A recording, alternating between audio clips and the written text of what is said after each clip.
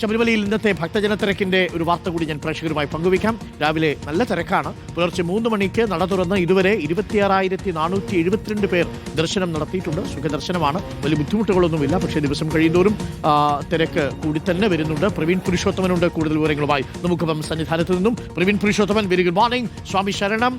നല്ല തണുപ്പുള്ള പ്രഭാതമാണ്, നല്ല തിരക്കുമുണ്ട്. പക്ഷേ തിരക്ക് വളരെ സുഗമമായി നിയന്ത്രിക്കാൻ പോലീസിനും ദേവസ്വം ബോർഡിനും സാധിക്കുന്നുണ്ട് അല്ലേ? ഇന്ന് വെർച്വൽ ക്യൂ എണ്ണം എത്രയാ പരിമിതപ്പെടുത്തിയിരിക്കുന്നത് പ്രവീൺ?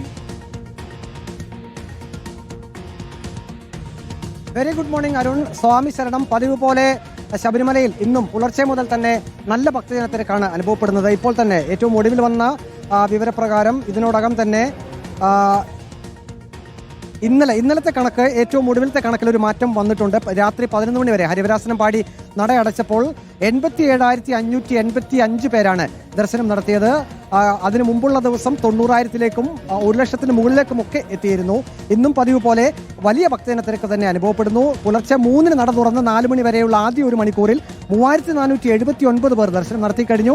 അത് 4 മുതൽ 5 വരെയുള്ള ഒരു മണിക്കൂർ ആകുമ്പോഴേക്കും വീണ്ടും വർദ്ധിച്ചു, 3,812 ആയിട്ടുണ്ട്. 5 മുതൽ 6 വരെയുള്ള സമയത്ത് ഏറ്റവും കൂടുതൽ ഭക്തജനങ്ങൾ എത്തി, അത് 4,222 ഇപ്പോൾ 1 മിനിറ്റിൽ ശരാശരി 70 പേരോളം ദർശനം നടത്തുന്നുണ്ട്. സ്പോട്ട് ബുക്കിങ്ങിന്റെ കാര്യം, അത് കഴിഞ്ഞ ദിവസങ്ങളിലൊക്കെ അത് നിയന്ത്രണം ഉണ്ട്, അത് ഇന്നും തന്നെ തുടരാനാണ് സാധ്യത.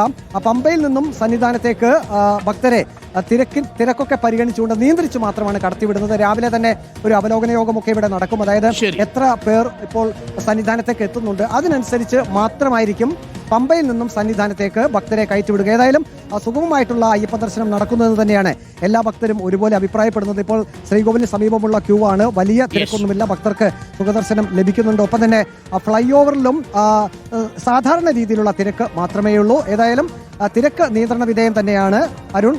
നല്ല രീതിയിൽ തന്നെ ഇപ്പോൾ ദർശനം നടക്കുന്നുണ്ട് അരുൺ.